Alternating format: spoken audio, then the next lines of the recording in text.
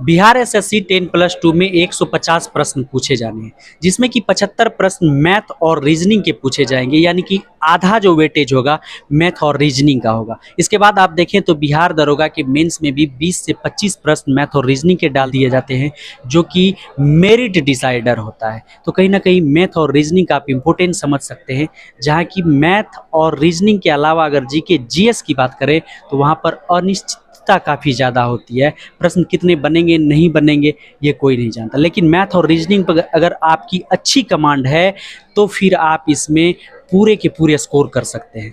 कैसे बेहतर से बेहतर स्कोर करें, बेहतरीन क्या स्ट्रैटेजी होनी चाहिए, कम रिसोर्सेज के साथ कैसे जाएं और कम समय में कैसे इसको पूरा कवर कर ले बिहार एसएससी और बिहार दरोगा के लिए, यही अभी हम जानेंगे एग्जाम मंत्रा के बीके गुप्ता सर से। तो चलिए सर से बातें करते हैं और इन तमाम चीज़ों को जानते हैं। सर और ड्यूटी में बहुत बहुत धन्यवाद आपको। सर बिहार एसएससी का एग्जाम आगे आना है, फॉर्म भी अप्लाई हो रहा है सर।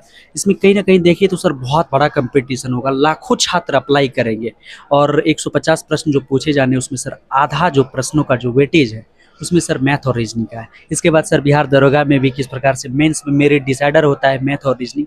तो सर मैं जानना ये चाहूँगा कि मैथ और रीजनिंग के लिए सबसे पहले सर आप बिहार एसएससी के लिए बताएं और नए छात्रों के लिए बताएं कि बिहार एसएससी के लिए क्या करें।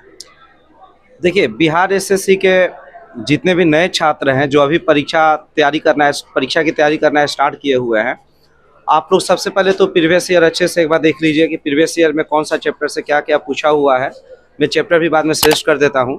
और उसके बाद से प्रीवियस ईयर के बाद से आप जो है एक बुक ले लीजिए कोई भी, और उससे आप बनाइए, चैप्टर वाइज बना लीजिए।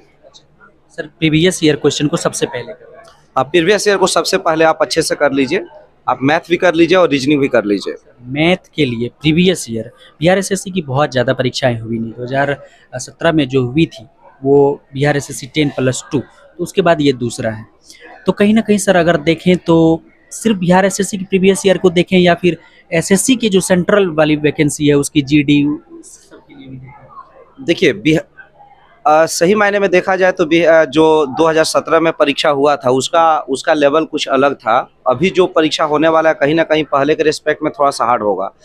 तो अगर सेफ साइड में चला जाए तो बेटर ये होगा कि अभी एसएससी जीडी का एग्ज़ाम और फिर आप एमटीएस का जो प्रीवियस ईयर है उसको भी देख लीजिए।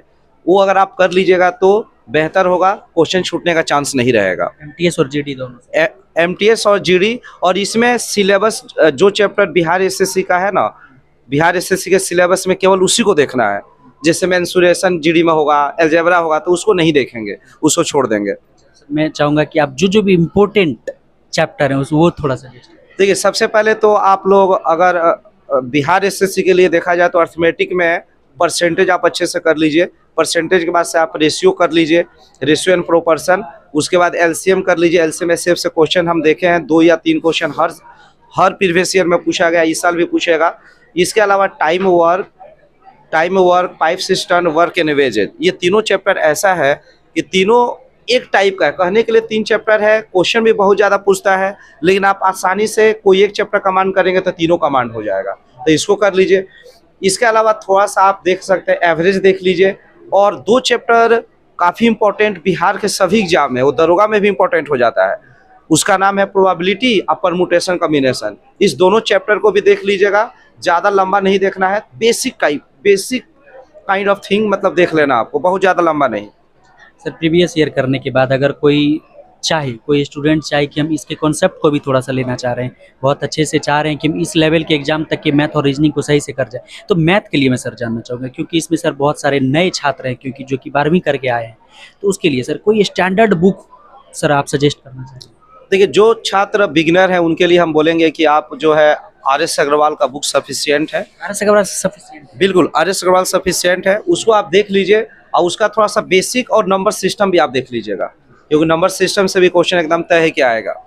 Sir R S. अग्रवाल की बुक कर लें इसके लिए। सर मैं जानना चाहूँगा अब बिहार दरोगा के लिए सर क्या मैथ में ये इन्हीं चीज़ों को किया जाए।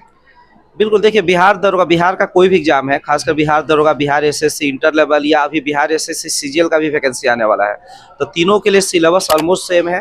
तो सेम स्ट्रेटजी को आप लोग फॉलो करिएगा, दरोगा भी आपका क्लियर हो जाएगा। Same study sir. R S. Aggarwal की बुक सर दरोगा के लिए भी बिल्कुल दरोगा के लिए सफिशिएंट है। सर रीजनिंग पे आ जाते हैं अब। रीजनिंग के लिए क्या कुछ करें सर? देखिए रीजनिंग का बहुत बड़ा रोल है। ये बिहार एसएससी में तो डिसाइडेड यही है, 50 क्वेश्चन पूछे जाएंगे, 50 क्वेश्चन 200 नंबर का होगा। तो इसके लिए आप वर्बल नॉन वर्बल है, देखिए वर्बल तो बहुत आसानी से आपका हो जाएगा, नॉन वर्बल में थोड़ा सा आप लोग मेहनत कर लीजिए। इसके लिए भी आपको आर के झा की एक बुक आती है, अरिहंत पब्लिकेशन की बुक आती है। जो छात्र नए अभी तैयारी करना स्टार्ट किए हैं, चैप्टर वाइज एक बार उसको देख लीजिए। और प्रीवियस ईयर इसमें भी प्रीवियस ईयर आपको जो था देख लेना है। हम एनालिसिस किए हैं तो कुछ चैप्टर का नाम हम बोल देते हैं, जैसे आप देख सकते हैं calendar, clock, coding decoding, ranking, इसके अलावा मैट्रिक्स है। तो ये सब चैप्टर आप देख लीजिएगा तो आपका जो है 30-35 नंबर इजीली कवर हो जाएगा।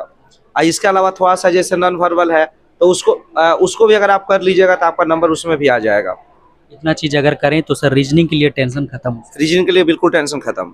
और रीजनिंग एक ऐसा सब्जेक्ट है कि अगर थोड़ा सा प्रैक्टिस सीट अगर बना लेते हैं, प्रैक्टिस सेट वगैरह, तो हमको लगता है कि उसमें आप 50 में 50 बना लीजिएगा। मैथ से भी ईजी है, हाँ मैथ से भी ईजी है वो। पुराने छात्रों के लिए क्या सजेस्ट करेंगे कि जो छात्र मैथ और रीजनिंग को बहुत अच्छे से जानते हैं लेकिन वो इसमें पूरे के पूरे स्कोर करना चाहिए?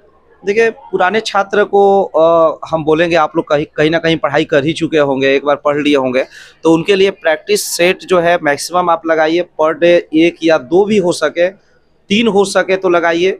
उसका डिस्कशन प्रॉपर अटेंड करिए, ग्रुप बना के पढ़ाई करिएगा, आपस में डिस्कशन करिएगा तो उससे बहुत ज़्यादा बेनिफिट होने वाला है।